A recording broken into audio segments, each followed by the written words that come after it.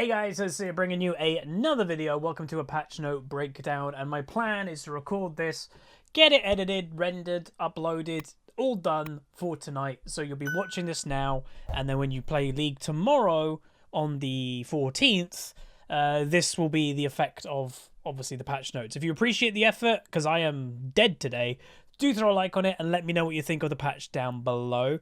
But yeah, I'm on about 3 hours sleep today, and we did a 7-hour stream, so I'm hanging in there. So I'm actually on the website version of the patch notes because, as you can see, it was published of me recording this 12 minutes ago. I'm recording this at 13 minutes past 7. 7 p.m. is when patch notes are supposed to be released, but they're not on the client yet. Sometimes it can be a weird delay, so we're just on this version, the website version. It's fine. Sometimes there's actually more info on here. The problem, you as sometimes notice, yeah, there's a bit of a bug here. Don't pay too much attention to that, I guess. But we'll firstly go through this. This is the overall what's happening. So we'll bring it up on full screen. So we have some nerfs. Gnar, Annie, Orianna, Thresh, and yes, YORICK is already getting nerfed after one patch. Buffs, though, to Athelios, which again is a champion that you have to be careful with because his kit is a little bit crazy. Cassiopeia, who is cool. I actually like Cassio. Leblanc, I've said for ages, Leblanc has been in a very problematic situation because she's a burst champion that has lost her identity. And what I mean by that is when every other mage that is not a burst champion, like Vel'Koz, Xerath, all of them can do burst and one-shotting, why would you play Leblanc? She only can do that. And to be honest, the others can sometimes do it a little bit better. So she's having a buff. Lee Sin is buffed. I really want Lee Sin to be back, man. Please, I want to play that champion. Rammus, I don't know if this is his adjustment. Like, it might be. We'll have to have a see. He actually could be getting his new ultimate in this patch. Vladimir buffs scares the hell out of me because Vlad is okay at the moment, but probably the reason why he's getting a buff is statistically he might be wrong. And obviously Riot, I think self-admittingly, they do balance the game a little bit more robotic nowadays. That they've got these certain parameters of, like, data, and that's how they balance it. I personally preferred when Riot had the human element of, like, this feels good, this feels bad, let's buff that, let's nerf that. They don't really do that anymore. And also Zac buffs.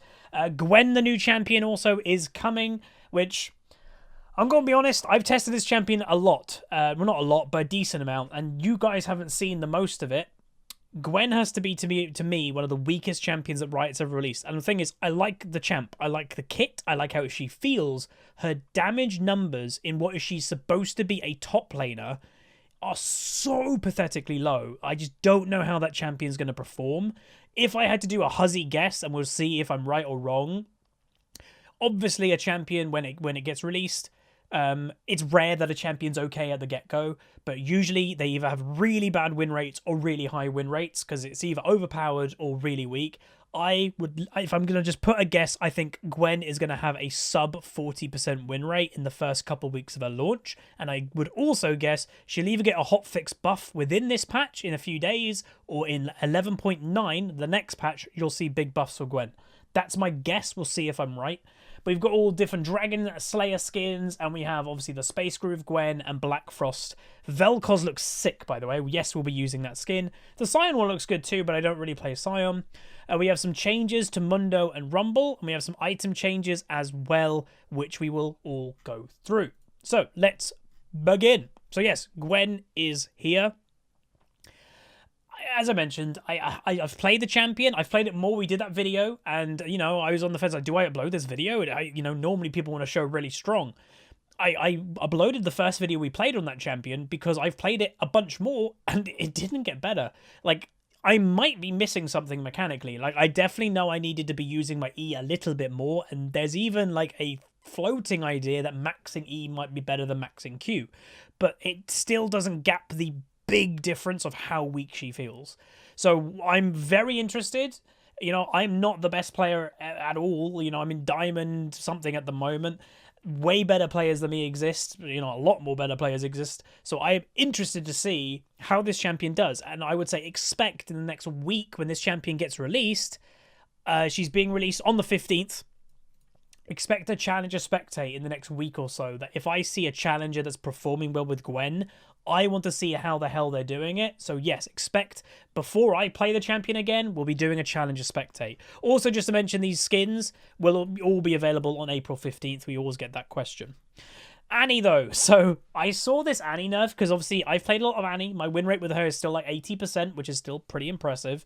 And I think Annie is crazy right now. And I mentioned in a recent Annie video, the only way that they should be nerfing Annie is her early game damage. That I would probably nerf a little bit of the Q and probably the rank 1 Tibbers. You could leave her level 11, level 16 power spikes the same, because a mage, in theory, should one-shot people in a full combo in mid to late game.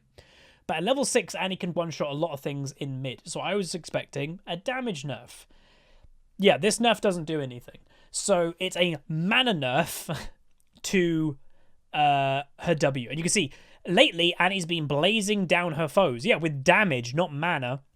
Because it's worth knowing, a really good Annie player is very tactical with mana use, because you can only... A really good Annie literally could not use any mana to last hit. That they could last it with Q and auto attacks, never have to burn mana because you get the Q refunded if you last hit with it, and then your only mana use will be going all in with all your abilities. So a 20 mana nerf, that it's more expensive, literally does nothing. Like, I'm just saying, literally this is a nothing nerf. So if you are like me that you used Annie recently, continue using Annie. She's going to feel exactly the same.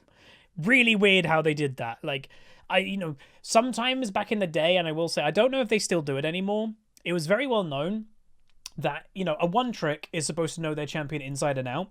And Riot agreed with that too. And I even agree with that. If you're a genuine, amazing one trick in Challenger, Master, Diamond, you should know your champion amazingly well. The Riot Balance team a few years ago used to speak to the one tricks of champions that they're nerfing or buffing and be like, what do you guys think? To me, that has not been spoken to Annie one tricks. Okay, a true Annie one trick that knows the champion but also wants fair game balance, I don't think would have mentioned this. It's a bit weird, but that's just my opinion, of course. But I'll probably still continue to play Annie a little bit here or there. Athelios, again, buffs do scare me about this champion because he's what we've called for a while an overloaded kit. An overloaded kit can either be really weak because they have to just nerf the living hell out of the stats of it because the kit is too strong, or if the stats are just average but the kit is overpowered, then that's where the champion becomes crazy. So if this is a big buff, which it actually looks to be an okay one, potentially we'll see Athelios back in meta. Because remember, why is Athelios so good when his stats aren't garbage? Well, he's basically every AD carry in one. You want to poke one, like a Caitlyn? He has the sniper. You want a team fighting one? Then he's got the flamethrower. You want a CC one? He's got the grav gun. You want sustain? He's got that. He's every AD carry built in him. So he's very versatile. But why he's been so bad is because they literally had to just completely chunk his stats away because the kit is crazy. So the passive, lethality, obviously you get to level AD lethality or attack speed, is going up by 0.5 per level, but is increasing. So 0.5 at rank 1, 1 at rank 2, 1.5 at rank 3, and in that max rank you're getting 3 more lethality. Nothing crazy, but it is a bit of a buff. And then the Moonlight Vigil, so the different weapons are getting buffs. So the Calibrum, again, I know kind of the names. I think that's the sniper. I think. That's doing a bit more damage. The Severnum healing, he's healing a bit more. The root duration is going up a bit more. The splash damage to the flamethrower is going up. And the Crescendum Chakrams is now going one more Chakram, so more bouncy bounce. So literally Athelios has just been buffed in practically every single way. Like, all of his guns just got buffed a little bit, and his lethality passive just got buffed. Maybe we'll see him back. We'll see. The only thing that hurts Athelios is his lack of mobility, but as we've all seen, Jinx is amazing right now because, well, you can build Gale Force if you need mobility in a game, and that gives you mobility on a non-mobile AD carry, so very well we could see Athelios back. Cassiopeia, a cool champion, I like, but they are reducing her mana cost. That's quite nice. They're reducing her mana cost in mid to late game because she is so mana hungry, and obviously Cassio has a mana helping passive that the more you use your abilities, I believe the less her mana costs become. It's something like that.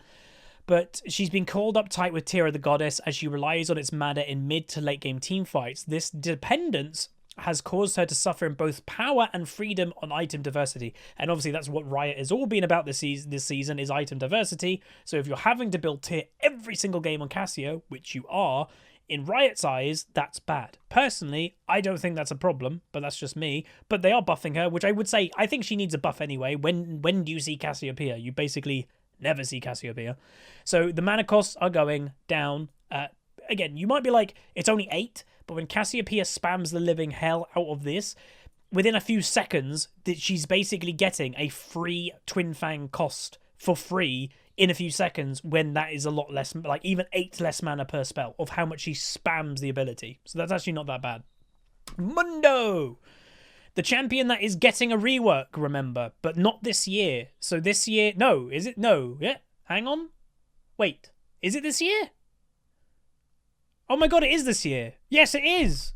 This champion's getting a rework this year. Udyr is the next champion, I think, right? Am I crazy? I might be crazy, possibly. I am very sleep deprived right now.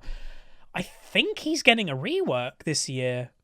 And then the Udyr was the one that won that one, and they said that would be next year, and this one is supposed to be this year, and we're all surprised that it's not out by now.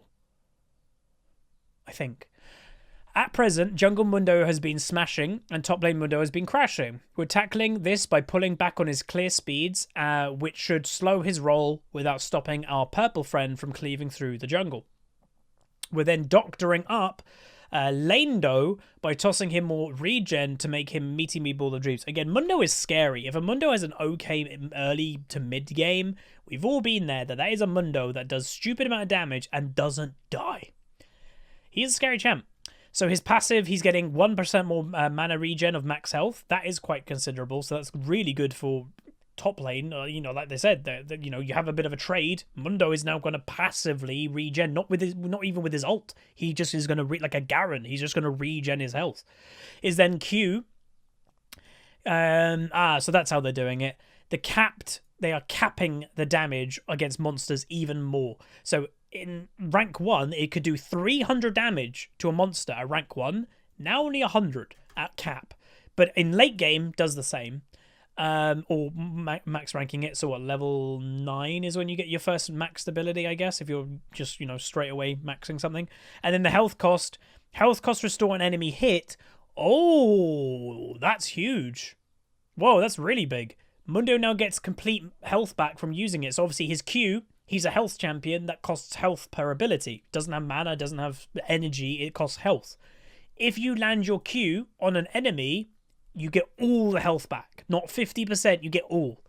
That's big.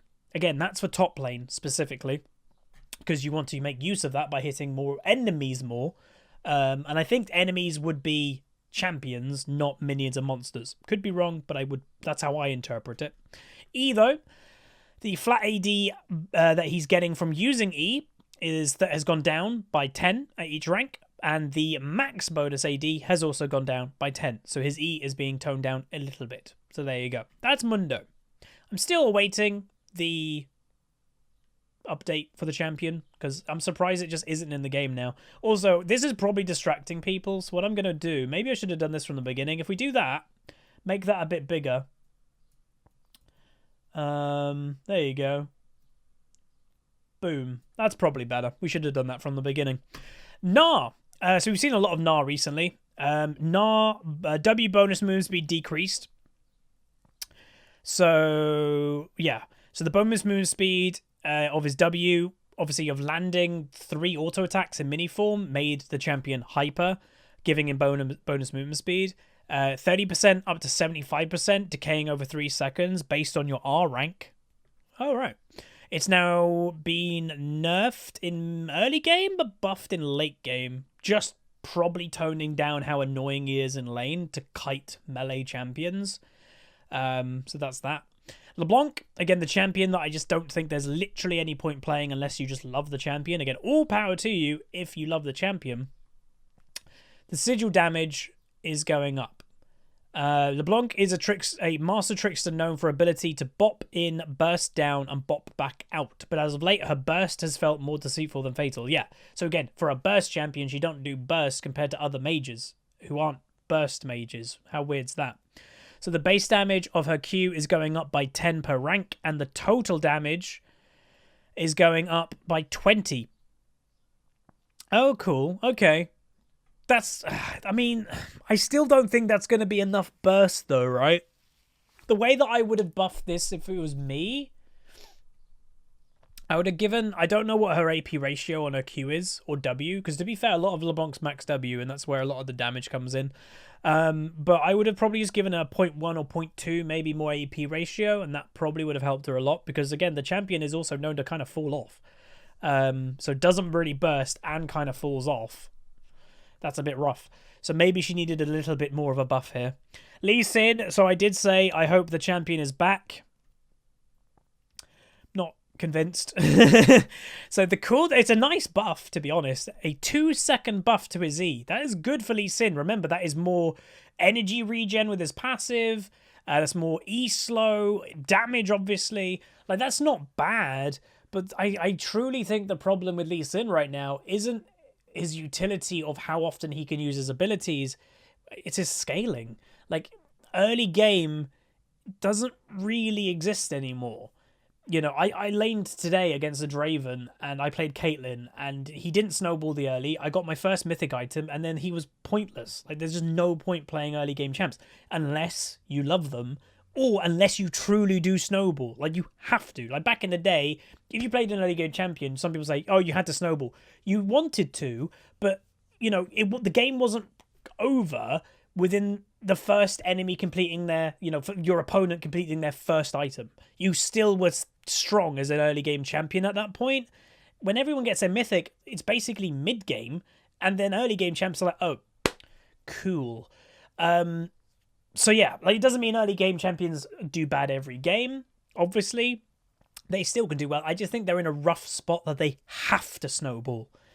And Lee Sin, I think, is in that position. I love Lee Sin. He's arguably my most played champion in League of Legends of all time.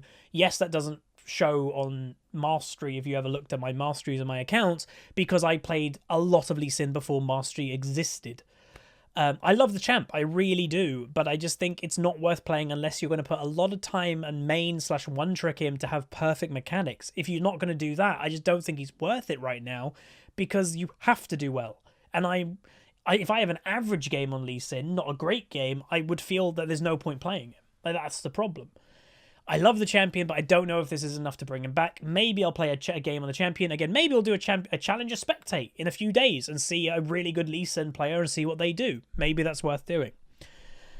Orianna, so this is a pro play nerf that she's been in pro play a lot. Why? Well, again, she's the staple mid lane mage pro player. I've said, when people always ask me what is the most balanced champion in League of Legends, you'll have heard me for years saying Orianna. This is the first time, if I believe, that Riot has done anything with Orianna in a couple of years, because she's always okay. Like, she's not overpowered, she's not weak, she fits in a lot of comps, she's versatile, she's pretty good in lane, safe as well. She just offers a lot, and again, that's the problem, is she's too reliable. And this is specifically for pro play, not solo queue. Pro play because of how often she's picked in the game. Riot don't want the same champion, in theory, being picked every single game in pro play, because pro play is what sells a lot what Riot does. Like, someone watches pro play and sees all different champions, they want to buy them champions now. So if it's Orianna every single game, Riot don't really want that. So the nerf is that they are just getting rid of bonus resistances from the protect command on the E. So 10 to 30 armor and magic resist, it's now 6 to 30. So, you know, it's not terrible. By rank 3-4, you won't really feel it, but a full magic resistant armor nerf at rank 1, you will feel. And I'd say you'd especially feel it if you're against an AD assassin in mid. The bonus armor that you got in the early game for Orianna was nice. You know, it really helped. A lot of Oriannas could ignore Seekers by having the bonus resistances and taking the armor in your runes. You didn't need the Seekers. You could get it, and then you're basically like a tank against them AD assassins, but you didn't have to. and that's what they're nerfing. I think it's okay. It's not going to affect her damage. She's still going to be good. Still one of League's most balanced champions easily. Ramos. Is this the update? It is the update. In conjunction with his release in Wild Rift, which they obviously did an update for him. And I will say, there's a lot different. I've heard many good things about Wild Rift. I'm not really into it, like, in some ways. Like, I want the game to do well. It's always good for different ways that Riot and League can do well. That's good. But I've heard many good things that I'm jealous about because they have in Wild Rift that we now don't in League. That, like, obviously the graphics arguably are better. Like, they're more modern. They're getting exclusive things over there, which, you know, was ever, but they're getting exclusive skins that may come to League of Legends. And obviously they have different ways that their champions have to work. That's obvious. Like Katarina, which it would be, I mean, imagine this. In Wild Rift, Katarina, when she ults, she can move. And she's slower, but she can literally move while she's spinning. Yeah, don't bring that to League of Legends. But also, there are little things in Wild Rift, other than, you know, they are actually banning win traders in Wild Rift, like, properly. They aren't doing that in League. I can tell you that right now. That's crazy. I wish they did that in League. And I would, you know, just to say before we get into Rammus, why Riot, and I said this on stream, I like the company, I work with them, I get invited to stuff, I respect them, but I'm also honest about them. Riot are how do I explain? They're like a puppy as a company. A puppy loves that certain ball, but then the owner brings a new ball. The old ball is forgotten about. That's kind of what Riot's like. That their latest project is now what their biggest focus is. And then when the new one comes out, that's then the biggest focus. Like when Valorant was coming out, dude, Riot was all about Valorant. I have not heard anything about Valorant in ages. When LOR came out, everything was about the card game. Haven't heard anything about the card game. Like, they just kind of get bored of it, it seems, and it just kind of fades away. It's weird. So I don't know. Maybe they need to do, like, they need to get that life back into the other products, including League of Legends a little bit. But anyway, so the damage of Powerball is going down. Don't worry, he is gaining damage elsewhere. The W, basic attacks now extended duration of defensive ball call by 0.4 seconds, up to a maximum of 4 additional seconds. That's really good for jungle clearing because that's going to help you take less damage and deal the damage from the W with your jungle clearing. And obviously that'll help you in a 1v1 situation if you're also auto-attacking your opponent, but generally that's good for the jungle. The taunt duration has gone down overall, but the new big thing, so why have they nerfed the damage? Blah, blah, blah. So the ultimate cooldown has gone up. Why has it gone up by actually a considerable amount? 30 seconds. Because it's a lot better. So obviously Rammus's ulti was just you press tremor and then around him it just kind of like going boom, boom. And it actually did also damage to towers. The new one is Rammus leaps into the air and slams down, dealing damage with also a 0.6 ability power ratio, which is actually a pretty good ratio. It obviously, that could, you know, lead to Rammus building some weird AP items potentially. Slowing enemies for 15, 17.5 or 20%, depending what rank it is, for 1.5 seconds. And then Rammus generates aftershocks at the target location for 4 seconds, dealing also more magic damage and stacking the initial slow up to 4 times, so they further get slowed if they stay in it or can't move. Damage near the center is increased to 150% damage based on the distance traveled. If Soaring Slam is cast when Rammus is in Powerball, enemies near the center are also knocked up and dealt the Powerball, the Q's, collision damage as well. His ult's cool. I will be playing Rammus in the next few days. I'm partially expecting this champion now to be maybe a bit too strong. So we'll have to see how it goes. Because he's still, you know, the tank item, is the Turbo Chem tank is still a strong item. You know, it's not weak. It's still good. And that's going to do really well Rammus. So I'm interested in it, definitely. It's going to be interesting. Rumble, how long have we been going? 25 minutes. God, this is actually quite a big patch. All right, speed up a little bit because I don't want to be around too long. I've actually got to get this video out today. Rumble, they're nerfing magic resist and magic resist growth by a decent amount. Rumble is gaining 50% attack speed now when he gets overheated, so that's actually quite a nice little thing. But the overheat damage is getting a buff. Whoa, that's a big buff.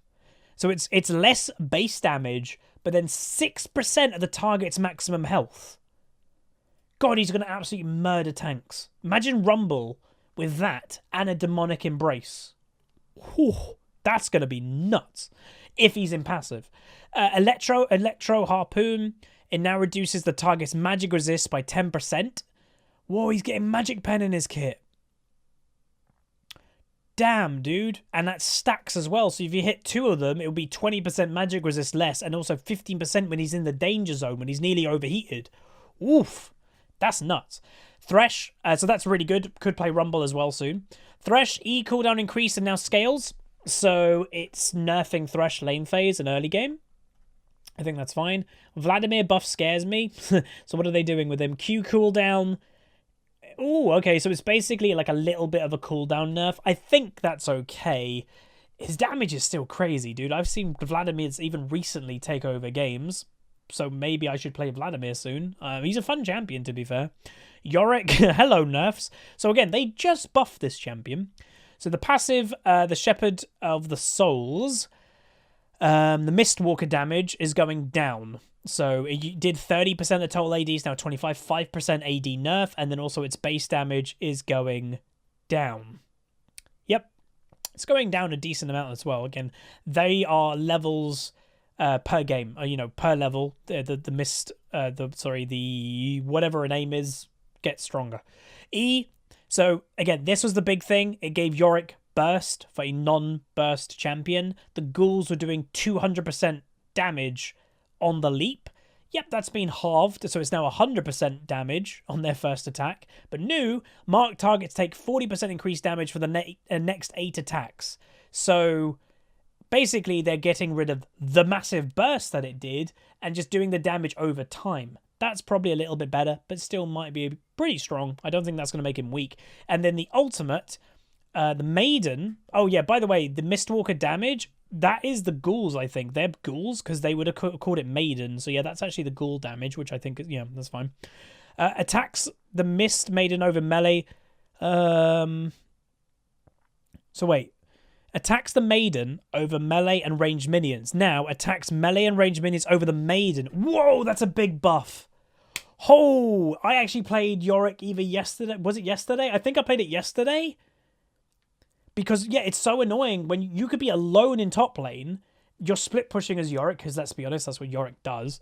And your Maiden gets killed by the tower when you're just no one's around. You haven't taken tower aggro. The Maiden obviously took priority. That is so big for split push Yorick. The Maiden now doesn't get targeted over minions. Oh, that's actually kind of scary.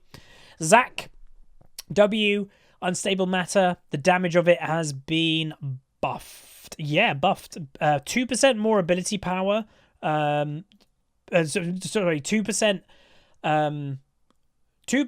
More scaling. That's what I'm trying to say.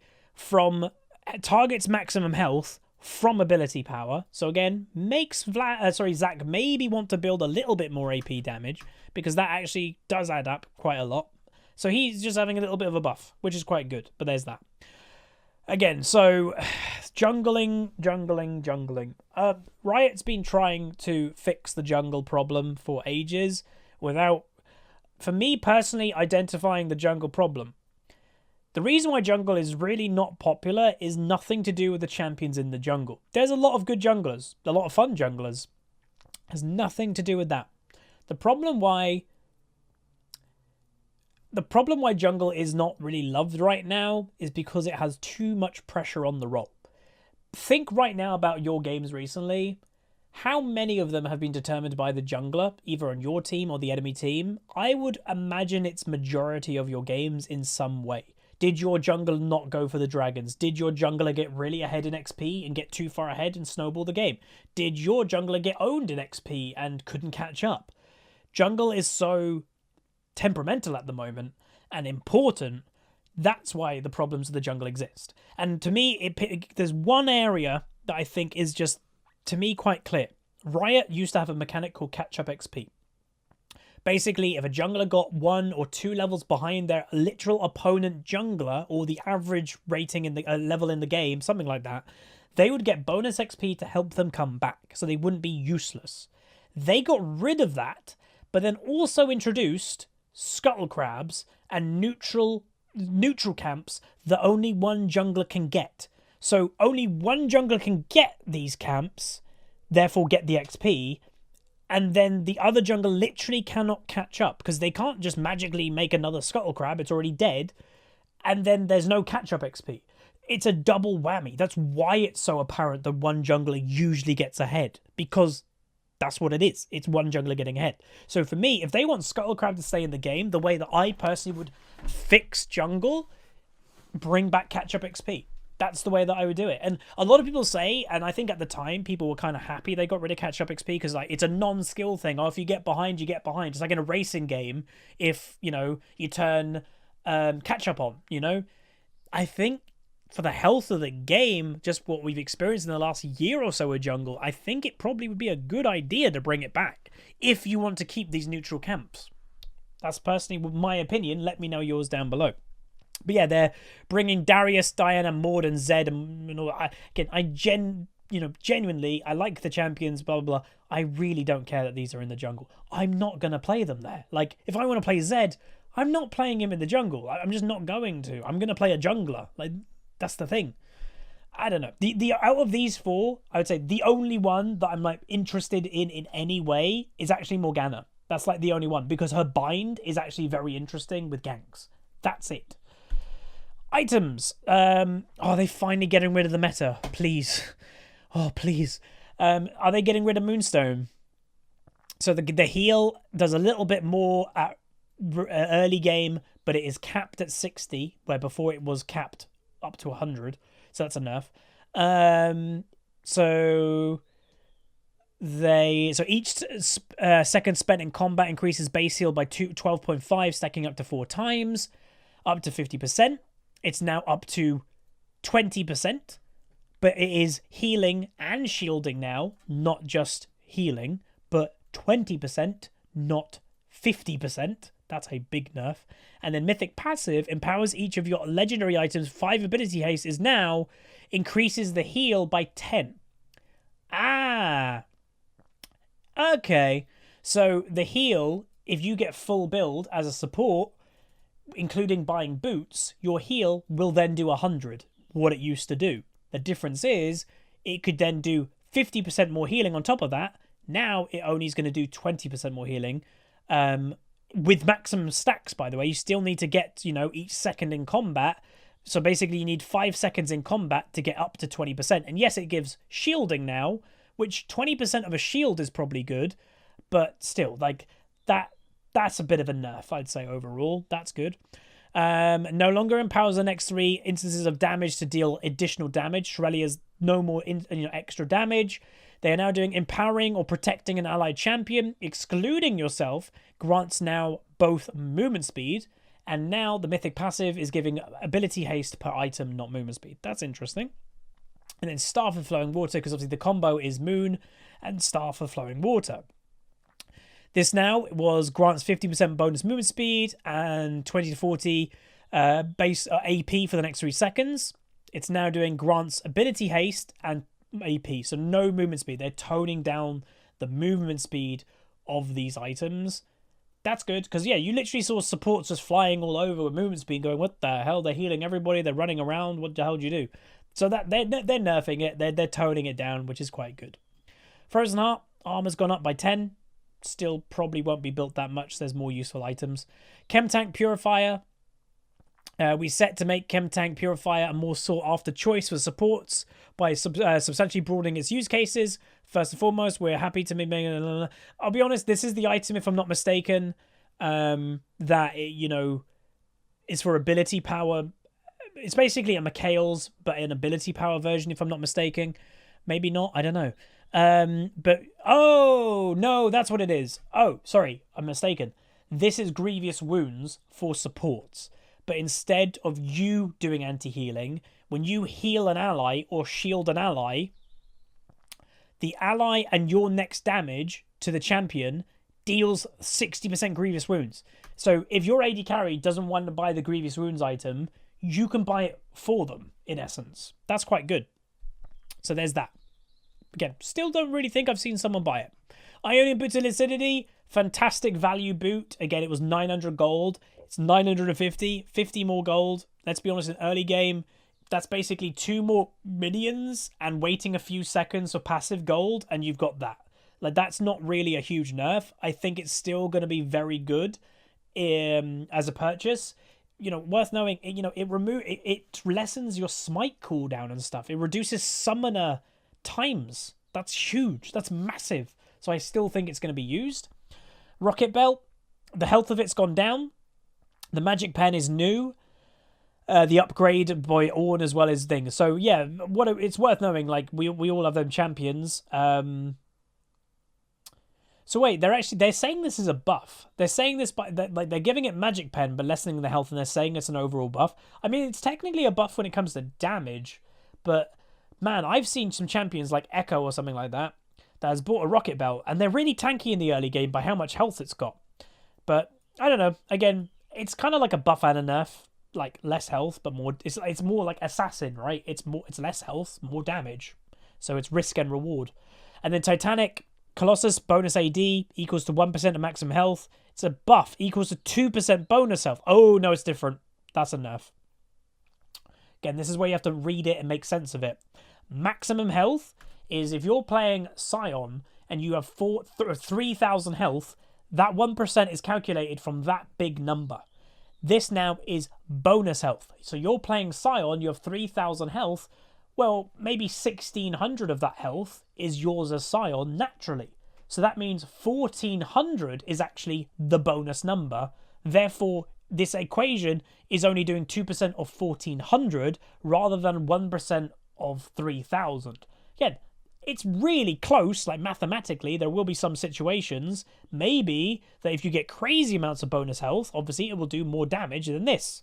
But I'd say on average, it's probably a nerf, on average. We're getting some fixes. Shurima Clash is coming. Honor 5 Chromas are happening. ARAM balances, bug fixes. It would be cool if, I will just say, if they make the chat fixed. Did they do that? No. Don't think so. So again, the chat bug, that the chat's massive and then you have to make it small in the game. That doesn't look like it's being fixed. As I've always said, if you play Fiora, if you play Yuumi, read through, obviously, the nerf that's happening. But it is worth knowing, again, Yuumi had a bug with Moonstone as well. There's been a few champions that had bugs with this item. They are fixing them. So that will be a nerf, probably, to Yuumi, which people might not read.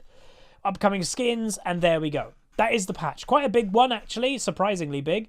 If you guys enjoyed, do throw a like on it. Again, I'm going to get this up, right now. I'm going to straight away go put it in my Adobe Premiere, get it all done, render it, upload it. It'll be here, literally as a second video today. If you guys appreciate that, throw a like. Let me know what you think of the patch down below, and I'll see you guys next time. Peace.